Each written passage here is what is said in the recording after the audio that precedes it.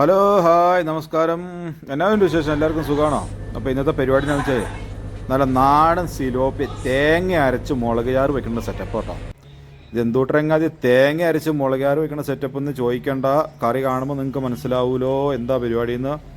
അല്ല, നാടൻ സിലോപ്പി കിട്ടില്ല. ട്രോളിങ് നിരോധനമായതുകൊണ്ട് കടൽ മത്സ്യങ്ങൾ കുറവാണല്ലോ, വളർത്ത് മത്സ്യങ്ങളായിരിക്കും കൂടുതൽ. പക്ഷേ ഇനി സിലോപ്പി കിട്ടുമ്പോഴേ ഇതിങ്ങനെ ഒന്ന് കറി വെച്ച് നോക്കാം എങ്ങനെയുണ്ടെന്ന് അറിയാലോ. അപ്പം നമ്മളിങ്ങനെ വീഡിയോ എടുക്കണതിനുള്ള ചെറിയൊരു ബിഹൈൻഡ് സീനായിട്ട് ഈ കാണുന്നത്. ഒരു ചെറിയ ട്രൈപോഡിൽ മൊബൈൽ വയ്ക്കണു, അടുപ്പത്ത് വയ്ക്കണു, നോർമൽ അടുക്കളയിലുള്ള പരിപാടി കേട്ടോ നമ്മുടെ. അപ്പോൾ അത് പരിപാടി തുടങ്ങും. ആദ്യം തന്നെ നമ്മൾ ആവശ്യത്തിനുള്ള പുളി എടുത്ത് വെള്ളത്തിലിട്ട് വെച്ചിട്ടുണ്ട്. നമ്മുടെ അടുപ്പത്ത് ചീഞ്ചട്ടി വെച്ചു, അങ്ങോട്ട് കത്തിച്ചു കേട്ടോ. എന്നതാ ഗ്യാസ് സ്റ്റൗ കത്തിച്ചു. അപ്പോൾ ഇതിനുള്ള പരിപാടികൾ നമ്മൾ തുടക്കത്തിൽ തന്നെ ചെയ്തു വെച്ച് വരുന്നുണ്ട്. പിന്നീടുണ്ടായ ഒരു തോന്നലാട്ടോ വീഡിയോ ആക്കിയേക്കാന്ന്. അതുകൊണ്ട് മീൻ നന്നാക്കണമെന്ന് മുറിക്കണമെന്ന് വീഡിയോ എടുക്കാൻ പറ്റിയില്ല. അപ്പൊ നമ്മളിവിടെ വെളിച്ചെണ്ണയായിട്ട് ഉപയോഗിക്കണേ. മൂന്നാറിലെ മഴയും തണുപ്പും എല്ലാം കൂടി വെളിച്ചെണ്ണ കട്ട പിടിച്ചിരിക്കണോണ്ടേ ഞെക്കി പീച്ച് ചാടിക്കേണ്ട അവസ്ഥയാണ്. അപ്പോൾ അതെ, ചട്ടി അടുപ്പത്ത് വെച്ച് ചൂടായി വന്നപ്പോഴത്തേക്ക് അതിനകത്തേക്ക് വെളിച്ചെണ്ണ ഒഴിച്ചു കൊടുത്തു. വെളിച്ചെണ്ണയിലേക്ക് നമ്മുടെ ഉലുവേനെ പിടിച്ചൊരു തട്ടം കൂടി വെച്ച് കൊടുത്തുട്ടാ. മീൻകറി വയ്ക്കുമ്പോൾ ഉലുവ ഒരു 3 സവാള എടുത്തേ കുനുകുനാന്ന് കൊത്തിയരിഞ്ഞ് വെച്ചേക്കണ രംഗമുണ്ടായിരുന്നു കേട്ടോ. അത് വീഡിയോ എടുക്കാൻ പറ്റിയില്ലാന്ന്. അപ്പോൾ വെളിച്ചെണ്ണ ചൂടായി അതിനകത്തേക്ക് ഉലുവ പൊട്ടി വന്നപ്പോഴത്തേക്ക് നമ്മൾ കുനുവിനാന്ന് കൊത്തിയരിഞ്ഞ് വെച്ചേർന്ന സവാളേനെ പിടിച്ച് എണ്ണയിലേക്ക് ഒരു തട്ടും വെച്ച് കൊടുത്തിട്ട് 4 പാടും ഇളക്കി കൂട്ടി അവിടെ ഇവിടെയും കൊടുക്കുന്ന ഉലുവേനെയും സവാളേനെയും ഒന്നിച്ച് മിക്സാക്കുന്ന രംഗാട്ടേ കാണണേ.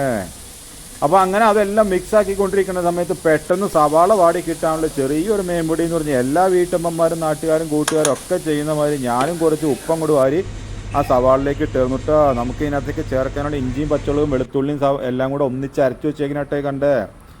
അപ്പോൾ നമ്മുടെ നല്ല തിളച്ച വെള്ളത്തിലേക്ക് 3 കുളം പുളിയിട്ട് വെച്ചിട്ടുണ്ടായിരുന്നു. അതവിടെ കിടന്ന് വെന്ത് നല്ല അടിപൊളിയായിട്ട് ഊറി വരുന്നുണ്ട് കേട്ടോ.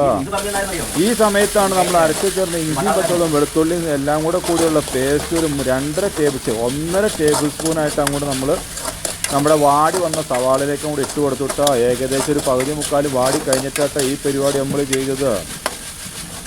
അതിൻ്റെ പച്ചമണം മാറാൻ വേണ്ടി അങ്ങോട്ടും ഇങ്ങോട്ടും തലങ്ങും വിലങ്ങി ഇളക്കി കൂട്ടി മിക്സ് ചെയ്ത് മറിച്ചെടുത്ത് എല്ലാം സെറ്റാക്കി അതിൻ്റെ പച്ചമണമൊക്കെ ഒന്ന് മാറി ഇഞ്ചി വെളിച്ചെണ്ണയിൽ മൂക്കുമ്പോൾ കിട്ടുന്നൊരു മണമുണ്ട്. എൻ്റെ പൊന്ന് സാറേ, ഒന്നും പറയണ്ടാണ്.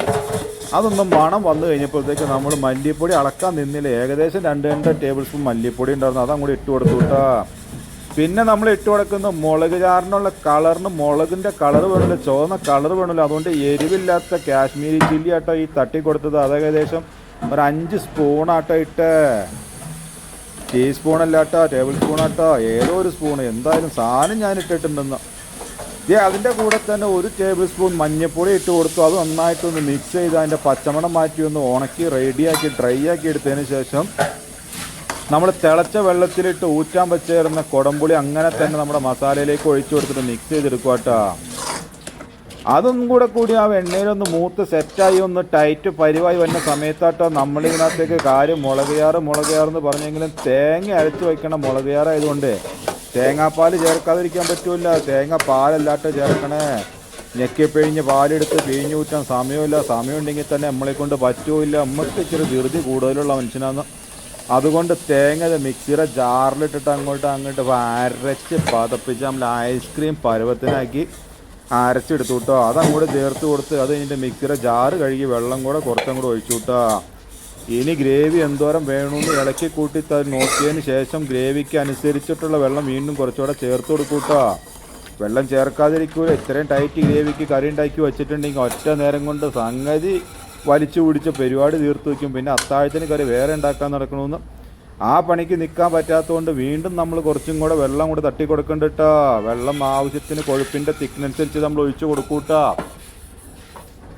അങ്ങനെ അതെ എല്ലാം കൂടി ഒഴിച്ചു കൊടുത്ത് സെറ്റാക്കി റെഡിയാക്കി ഒന്ന് ഇളക്കി കൂട്ടി മിക്സ് ചെയ്യണ്ടിട്ടാ. ഈ മിക്സ് ചെയ്യണ സമയത്ത് നമുക്ക് ടേസ്റ്റ് ടു സാൾട്ട് എന്നാണല്ലോ പറയണേ.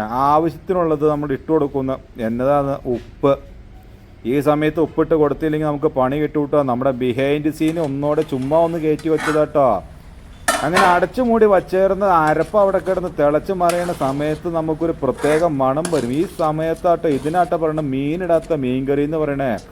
ഈ അരപ്പും ഈ ഗ്രേവി മാത്രം മതി ഒരു തടം ചോറിനെ അങ്ങനെ തിളച്ച് മറിഞ്ഞ് കുറുകിക്കൊണ്ടിരുന്ന നമ്മുടെ അരപ്പ് ഒന്ന് തീ ചെറുതായിട്ടൊന്ന് കുറച്ച് വെച്ചിട്ട് ഒരു 1.5 സവാള കനം കുറച്ച് നീളത്തിലരിഞ്ഞ് 4 പച്ചമുളക് വട്ടത്തിൽ തണ്ടുപിടിച്ച് നീളത്തിൽ കീറിയെടുത്തതും കൂടി ഇട്ട് കൊടുത്തിട്ടുണ്ട് കേട്ടോ. നമ്മൾ വേറെ മുളകിൻ്റെ പൊടി എന്ന് പറയും കാശ്മീരി ചില്ലി മാത്രമായിട്ടേ ചേർത്തിട്ടുള്ളൂ.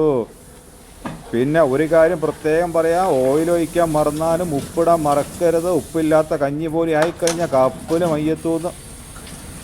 അപ്പോൾ അതിൻ്റെ ഇടയ്ക്ക് ഉപ്പൊന്ന് നോക്കാൻ വേണ്ടി നമ്മുടെ ഉള്ളംകൈയിലേക്ക് കുറച്ച് ഗ്രേവി എടുത്ത് നോക്കിയായിരുന്നു കേട്ടോ. ഉപ്പൊക്കെ പാകത്തിനാന്ന് മനസ്സിലായി കഴിഞ്ഞപ്പോൾ കഴുകി വരി വെച്ചായിരുന്ന മീനിൻ്റെ കഷ്ണങ്ങളെടുത്ത് ഓരോന്ന് എടുത്ത് വയ്ക്കുക കേട്ടോ. എണ്ണിച്ചുട്ട് അപ്പം പോലെ 4, 3, 7 കഷ്ണം എന്ന് പറഞ്ഞൊരു ആകെ 8 കഷ്ണമായിട്ട് ഉണ്ടായിരുന്നുള്ളൂ. 1 കിലോ സിലോപ്പി മേടിച്ച് ആകപ്പാടെ കിട്ടണം 5 എണ്ണാന്ന്.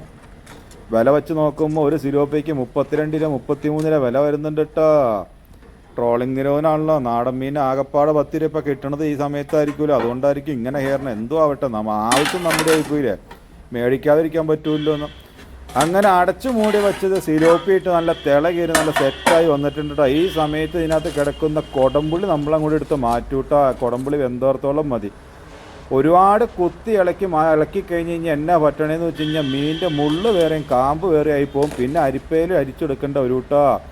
അതുകൊണ്ട് സസൂക്ഷ്മം ശ്രദ്ധിച്ച് വേണം കേട്ടോ കാര്യങ്ങൾ ചെയ്യാൻ. സിലോപ്പിയാണ്, തിളച്ചാൽ വേവുന്ന ഐറ്റമാണ്. ഒന്ന് തിള കയറി വന്നപ്പോഴത്തേക്ക് നമ്മുടെ സിലോപ്പി നന്നായിട്ട് വെന്തിട്ടുണ്ട്. ആ സമയത്താട്ടോ നമ്മൾ നമ്മുടെ ഇതിനകത്ത് കിടക്കുന്ന കൊടംപുളിയുടെ കഷ്ണം എടുത്ത് മാറ്റണത്. ഇനി പുളി അതിനകത്ത് കിടന്നിട്ടുണ്ടെങ്കിൽ എന്നാ പറ്റണേന്ന് വെച്ച് കഴിഞ്ഞാൽ ഒരു കയ്പ്പ് ചുക ഫീൽ ചെയ്യുന്ന പുളിയിൽ നിന്ന് ഊറ്റാവുന്നതിൻ്റെ മാക്സിമം പുളി നമ്മൾ ഊറ്റിയെടുത്തു. ഇനി അതിനെ വേവിച്ച് വെറുതെ ഇടങ്ങേറി ചെയ്യണ്ടല്ലോ. അങ്ങനെ എല്ലാം കൂടി ഒന്നോടൊന്ന് തട്ടിപ്പൊത്തുള്ള ഇളക്കി കൂട്ടി സെറ്റാക്കി റെഡിയാക്കി കഴിഞ്ഞ് കഴിഞ്ഞപ്പോൾ നല്ല കളറും വന്നു, എണ്ണ തെളിയുകയും ചെയ്തു. എണ്ണ തെളിഞ്ഞു വന്ന ആ പരുവത്തിൽ തന്നെ നമ്മൾ നമ്മുടെ പച്ച വെളിച്ചെണ്ണയായിട്ട് ഒഴിച്ചു കൊടുത്ത്, ഈ പച്ച വെളിച്ചെണ്ണ ഒഴിച്ച് കൊടുക്കുന്ന സമയത്ത് തന്നെ നമ്മുടെ നല്ല നാടൻ കറിവേപ്പില ഉണ്ടെങ്കിൽ ഒരു തണ്ട് കറിവേപ്പില എടുത്തിട്ട് വട്ടം മുറിച്ചും കൂടി ഇട്ട് കൊടുത്ത കറി ഇവിടെ സെറ്റായിന്ന്. അപ്പോൾ ഇത്രയും ഉണ്ടായിരുന്നുള്ളൂ ഇന്നത്തെ വീഡിയോ ഇഷ്ടപ്പെട്ട് ലൈക്ക് ചെയ്യാനും കമൻറ്റ് ചെയ്യാനും ഷെയർ ചെയ്യാനും മറക്കല്ലേട്ടാ.